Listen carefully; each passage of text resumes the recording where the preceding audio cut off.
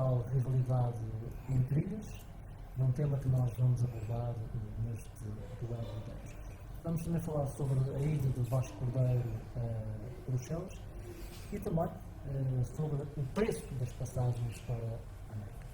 Mas realmente, vamos começar pela ida a Bruxelas de Vasco Cordeiro. Bom, eu queria pedir ao Marco Borges licença para, antes de começarmos a responder às perguntas que me forem postas, saudar a diáspora açoriana da América e do Canadá, onde sei que estes programas estão a ter grande acolhimento, para já, não é? E não sei se gostam, se não gostam, se gostam de criticar ou não. Estamos abertos a críticas para podermos melhorar a nossa prestação, mas queria saudar a maioria do povo açoriano que vive no Canadá e na América e dizer-lhes que nós aqui pensamos neles permanentemente e é com vista aos seus interesses e às suas curiosidades que nós também produzimos estes duelos de ideias. Oxalá que gostem e vamos tentar sempre fazer melhor para vos agradar. Então agora vamos deixar um e-mail.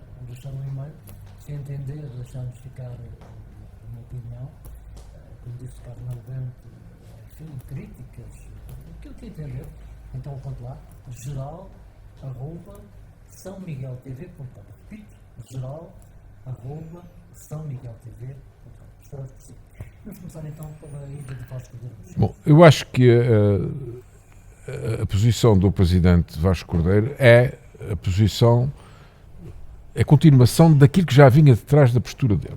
Portanto, ele vai à América e não sei se mais algum país do novo continente para sondar as fontes açorianas de ligação, portanto, políticos de origem açoriana que já fazem parte da estrutura política americana e que podem ter influência na política americana, enfim, no que diz respeito aos Açores, e que ainda não tenham perdido o laço de união com a terra natal, ou porque nasceram aqui, ou porque são filhos dos que nasceram aqui, ou porque são netos dos que nasceram aqui e que sempre lhes falaram com muita saudade e muito amor da terra onde nasceram, do nosso berço, que é comum a todos.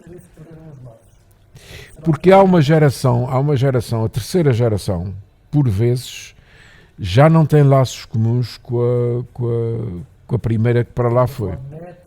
Netos e bisnetos, não é? Portanto, aí já a coisa está um bocadinho diluída, quando às vezes não desaparece completamente, porque enquanto os açorianos casam entre si, na diáspora, mantém-se muito mais forte a tradição, não é? Porque são dois ramos da família que ajudam a lembrar o berço natal. Quando começam a casar com pessoas de origem americana propriamente dita, ou de origem polaca, ou de origem francesa, é muito mais complicado, porque os produtos dessas uniões já têm filiações diferentes e então eles encontram-se na tradição americana e fazem até por, não digo para esquecer, mas não fazem grande esforço para lembrar as suas origens. Não é? Alguns será, mas penso que será, na terceira geração será já a exceção. Mas o Presidente Vasco Cordeiro, ao contactar com esse tipo de açorianos e seus descendentes, está cumprindo a sua obrigação de bom açoriano.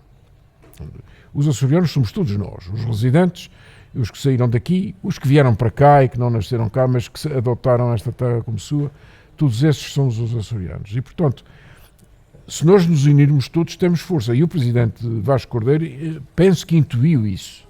E começou a crítica que lhe foi disparada, quer pelo Ministro Machete, quer pelo Professor Marcelo Sousa, que, enfim, entendem que por não estar formalmente nas suas atribuições, portanto, que a lei não diz que ele pode fazer isso, portanto não pode. Não é assim. A autonomia é a nossa capacidade de nos autogovernarmos. Portanto, o autogoverno é uma coisa que tem que ser feito para satisfazer os interesses do povo açoriano. É aí que funciona. A autonomia é aí que funciona. Portanto, é no choque entre a fronteira da autonomia com a fronteira do centralismo, que não é uma coisa estática. Portanto, sempre que a autonomia abranda, o centralismo avança. Sempre que a autonomia se esforça, o centralismo recua. Portanto, onde é que está o ponto de equilíbrio? Nós não sabemos ainda onde é que está esse ponto de equilíbrio. Eu tenho a minha opinião, você terá outra, enfim. Mas o que temos que ter em conta, e parece que o Presidente Vasco Cordeiro tem em conta com grande preocupação, e isso alegra-me profundamente, é que ele quer ir onde for preciso para defender os nossos interesses. E a ligação com a Europa agora, portanto a ida a Bruxelas, em que ele tem contactos diretos com os altos comissários da União Europeia, para já só o facto de ele ser recebido significa a importância que os Açores têm na União Europeia, porque senão nem o receberia, não é? Não é propriamente um regedor de freguesia que vai a Bruxelas ser recebido, é um presidente de uma região autónoma. Uma região autónoma. Eu não gosto da palavra região, porque não explicita o que são os Açores, mas se falar em região tem que ser região autónoma, do governo autónomo. Sempre foi assim, antigamente eram os distritos autónomos dos Açores e da Madeira. Portanto, a autonomia desde 1895 é uma realidade política que os açorianos não podem nunca esquecer de sublinhar, e nunca podemos deixar de dizer aos outros que somos autónomos, que é para eles saberem com o que é que contam. Há uma base comum de solidariedade, da lusofonia, a que nós pertencemos, e evidentemente isso não se discute, mas em termos políticos, a política é a arte de governar a cidade dentro do possível. Nós é que sabemos o que é possível e necessário para nós. E, portanto, o presidente de todos os açorianos, neste momento, chama-se Vasco Cordeiro. E é ele que tem que ser apoiado por nós, e é ele que incumbe a obrigação de ir, seja onde for, para defender os nossos interesses. Se tiver que ir a Pequim, que vá a Pequim. Se tiver que ir a Moscou, que vá a Moscou. Se tiver que ir a Washington, e se tiver que ir a Lisboa, vá a Lisboa. Porque somos autónomos. Nós não somos uma freguesiazinha de um... Temos talvez menos população que algumas freguesias. Uma vez disse à Natália Correia, ou disseram à Natália Correia, mas quantos habitantes têm os Açores? E ela olhou para mim, que não sabia bem, e disse, olha, tem à volta de 230 mil. Mas isso há freguesias de Lisboa que têm mais do que isso. E ela disse, e a qualidade? E a qualidade, meu caro? O outro ficou calado, porque a qualidade açoriana não tem nada a ver com a qualidade de pobre gente que vem das aldeias no continente de Portugal, refugiar-se nas grandes cidades e que formam as grandes freguesias. É diferente, são pessoas de trabalho que não querem saber de política para nada. Os açorianos não são assim, os açorianos são contemplativos. E como contemplativo tem que ser o nosso presidente e as oposições devem parar à porta dessa missão do presidente. Eu vejo com muito maus olhos a ideia de uma oposição criticar o presidente por causa dos esforços que ele faz para defender os nossos interesses. Aliás, eleitoralmente eles não ganham nada com isso. Portanto, sempre que se critica um açoriano por querer ir mais além do que está, obviamente que a coisa cai-lhe nas costas. É ver o que aconteceu com o Dr. Zé de Almeida, que defendeu sempre a independência dos Açores, e quando ele morreu, toda a gente se curvou perante a imagem gigantesca que ele deixou. Todos. Só o Partido Comunista e o Bloco de Esquerda é que resolveram fazer aquele fiasco na Assembleia. Mas de resto, toda a gente se curvou respeitosamente perante a imagem de um homem que queria tudo para o seu povo. E se o Presidente Vasco Cordeiro quiser uma autonomia maior, ele está no seu direito e está, no meu fraco entendimento, na sua obrigação. Acho que ele faz muito bem. Penso que os contactos que ele está a ter a nível de Bruxelas vão ser altamente benéficos para nós, porque não há nada... É bom ler um relatório, mas não há nada como falar diretamente com as pessoas. Os contactos em Bruxelas está a fortalecer a sua atitude, a sua imagem? A nível interno, eu penso que sim. A nível interno dos Açores, eu penso que sim. Penso que a Madeira, se tiver conhecimento disso, não sei qual é a divulgação que esses acontecimentos têm na Madeira, que sentirá também alguma simpatia por essa atuação do Presidente Vasco Cordeiro. No continente da República, ou em Portugal continental, como queira chamar-lhe, e não continente português, porque isso é um disparate. Quando eu ouço dizer o continente português, Portugal não é nenhum continente, não é? Tem um território continental, não é? Que é outra coisa. Não é? E, portanto, Portugal continental ou Portugal, que não fica mal nenhum dizer também, antigamente o Gaspar Frutuoso falava em Portugal, falava nas nossas ilhas, nos Açores e em Portugal, no continente do Reino, Foi para o reino, não é? Agora é uma república, é para a república. Não há mal nenhum nisso. Não há, até nem há separatismo nisso, pelo contrário. Eu vejo muita gente preocupada em dizer continente em vez de Portugal, mas isso é um disparate. Um disparate em todo o sentido, não é? Às vezes dizem, eu fui do continente para Madrid. Quer dizer, Madrid já não é do continente. Portanto, é um disparate, não faz sentido nenhum. Fui de Portugal para a Espanha, de qualquer maneira, não interessa nada. Mas pronto, isso são... Penso que ele fortalece a sua imagem, como disse, nos Açores, eventualmente na Madeira. Em Portugal continental, a reação do ministro Machete e do professor Rebelo de Sousa significa que há um certo ciúme, uma certa birra. Então como é que esse homem agora vai representar os Açores? Quem representa os Açores somos nós. Não, quem representa os Açores é o presidente Vasco Cordeiro. Eles, a pedido do presidente Vasco Cordeiro, é que podem intervir como governo de um Estado soberano a nível internacional, neste ponto ou naquele, que o presidente Vasco Cordeiro entenda. Como eu disse aqui já mais de uma vez, pois se Portugal estivesse em causa, então sim, então era o ministro português dos negócios estrangeiros e os comentadores dominicais que teriam essa obrigação. E que são muitos. Bom, e tem que se reconhecer que Rebelo de Sousa é dos mais ouvidos, não é? Portanto, não é um qualquer, isso não há dúvida nenhuma. Agora, só tocar aqui no assunto, falou há pouco na terceira e quarta geração dos nossos imigrantes. Agora lança este desafio, as passagens para os nossos imigrantes para a América, o preço. Bom, é um problema grave que nós já temos abordado aqui neste programa várias vezes, é que a SATA, a nossa transportadora, que é nossa ainda, é um instrumento da autonomia e do nosso povo. Portanto, faz a ligação não só com Portugal continental, mas também com a América, com o Canadá, infelizmente ainda não faz com a Bermuda, e isso é essencial.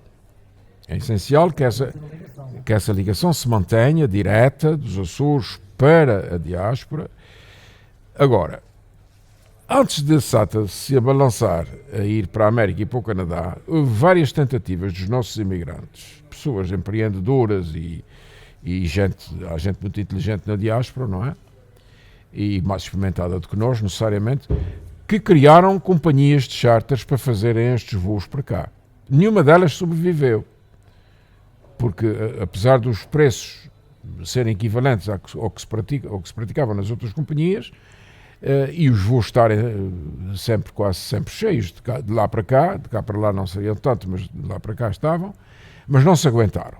E não se aguentaram porque os custos de uma estrutura permanente de empregados, de bilhetes, de balcão, de bagagem, etc., etc., custa uma fortuna. Custa uma fortuna. E, portanto, há que fazer o mais barato possível, mas sem que a SATA corra o risco de desaparecer por falência. Não é? Porque se da maneira como está, nós estamos com um déficit muito elevado, que é grande, que é muito grande, então se nós baixarmos os preços, vai ser pior. Agora, o que é que a diáspora tem que fazer? A diáspora tem que conseguir, de Portugal, subsídios para as passagens, tal e qual como nós recebemos de Lisboa para cá e do Porto para cá. Portugal tem que pagar aos seus imigrados subsídios pelas passagens para virem à sua terra. Porquê? Porque quando Portugal vivia das remessas dos imigrantes, lucrava com isso. Agora não sei como é que essa coisa está, mas antigamente a dívida portuguesa, no tempo de Salazar e de Marcelo, era altamente ajudada com as remessas dos imigrantes. Portanto, os imigrantes serviam para pagar, mas não serviam para receber. E agora é preciso voltar à primitiva e fazer com que o Governo Nacional tenha uma verba disponibilizada para facilitar o retorno dos nossos imigrados sempre que eles entendam querer voltar à sua terra. Agora, não se pode exigir, é uma pequena companhia como a SATA, não podem ser, nem devem ser prejudicados, mas a companhia não vai desaparecer por causa disso. Tem que haver um ponto de equilíbrio. A SATA não se fez para ter lucro, mas também não se fez para desaparecer com prejuízos. E, portanto, é preciso arranjar uma fórmula, um método de se manter sem lucros, mas sem prejuízos. de maneira a que seja um serviço público prestado à nossa imigração. Neste momento a coisa é muito difícil, porque o governo, que é o único dono da SATA, entendeu que a gente devia ir buscar turistas à Europa, mas as carreiras da Europa trazem por ano 50 mil pessoas. E isso traz um prejuízo grande à SATA, porque o que eles pagam dos bilhetes não é o suficiente para a despesa que a SATA tem. E, portanto, é preciso também, e parece que isso vai ser revisto. Para a diáspora, porque é que não se olha para um preço mais baixo para que possamos trazer essa tal terceira geração? Pois, é que é difícil fazer isso sem, aliás, essa tinha sido sempre a minha ideia, mas optou-se pela Europa, porque a Europa eventualmente podia trazer uma corrente turística mais rica e que pudesse encher os hotéis, porque se entendia, a meu ver, mal, que os nossos imigrados, quando regressassem a casa, iam para as casas de família e não iam para os hotéis. Mas isso é disparate, porque eles vêm para os hotéis. Hoje em dia, com tanto hotel e com tanta tarifa boa, eles não vão incomodar os familiares quando podem ir para o hotel e vão para o hotel. Não. Os mais pobres, com certeza que não, mas aqueles que têm uma vida folgada na América irão para os hotéis, sentem-se bem. Portanto, a classe média da nossa imigração americana vai para um hotel e sente-se feliz no hotel e vai visitar os parentes. Temos também que frisar que há imigrantes que estão muito molestados pela falta de apoio que os governantes têm dado ao longo da vida. Há imigrantes que não vêm cá há muitos anos. Pois, isso é verdade, mas é tal coisa, tem que haver um equilíbrio muito grande entre as despesas de exploração e os preços das passagens. Não é? Tem que haver um equilíbrio ali, porque as tripulações estão caras, são exigentes, são reivindicativas. Os tripulantes querem ganhar aquilo que merecem ganhar, ninguém discute isso, mas são rotas que não são muito... Se bem que, como disse aqui já neste programa várias vezes, as rotas da América e do Canadá não dão prejuízo. Não dão lucro, mas também não dão prejuízo. Não é? E baixar isso neste momento é um bocado complicado. Agora, que o Governo da República tem a obrigação de subsidiar isso também, pelo menos até um determinado limite, penso que sim, penso que não. Todos ganhávamos. Agora, outro tema também interessantíssimo, já vem há séculos, a questão das rivalidades. Porquê que existem rivalidades entre Açores? Porque é que existe a rivalidade entre o Porto e Lisboa? São diferentes. É a mesma coisa. Açores são Exatamente a mesma coisa. diferentes. Isso aí, estamos a falar de É exatamente a mesma coisa. Isso em proporção é a mesma coisa. Portugal também é uma coisa muito pequenina em relação ao resto da Europa. Mas não é admissível haver uma ilha que não gosta de outra ilha. Não é não gostar. Cada ilha... Eu penso que isto vem desde o tempo... Eu tenho estudado muito esse fenómeno, historicamente, porque penso que isto vem do tempo do povoamento. Não é? As famílias que vieram para os Açores, os mais próximos escolheram as mesmas ilhas. Portanto, quem emigrou do Algarve veio para uma determinada ilha. Depois do Alentejo veio para outra ilha. Os que vieram do Porto vieram para outra ilha. E depois, claro, acabaram por se misturar. Mas os primeiros marcaram a diferença. Há rivalidades entre São Jorge e a Terceira, há rivalidades entre o Pico e o Faial, há rivalidade entre as Flores e o Corvo. Mais importante, porque são as mais povoadas, entre São Miguel e Terceira. Eu gosto daqui um desafio. Base das lajes. Será que algum miquelense fica feliz com aquilo que está a acontecer à base das lajes? Não, com certeza que não. Isso não faz sentido nenhum. Agora, podem discutir o tipo de apoios que vai ser dado à Ilha Terceira neste período, não é? Pode-se discutir que é de mais ou que é de menos, não é? Porque nós não sabemos ainda o que é que o governo dos Açores vai fazer relativamente ao impacto, ao terremoto autêntico que é a saída dos americanos da Terceira. Porque criaram ali um tumor, neste caso benigno, durante estes anos em que existiu. Benigno porque não aconteceu nada, porque se tivéssemos sido bombardeados por causa dos americanos tinha sido uma catástrofe, mas não fomos, não é? Passámos o susto, mas não fomos. E agora, tirar aquilo dali... Pronto, mas, por exemplo, deixe-me falar, havia uma base dos franceses nas Flores. Os franceses foram-se embora, ninguém se preocupou com os florentinos. E não vi os terceirenses dizer, ai, credo, agora os florentinos vão ficar coitadinhos sem a base e os franceses já não levam dinheiro para lá, nem coisa nenhuma.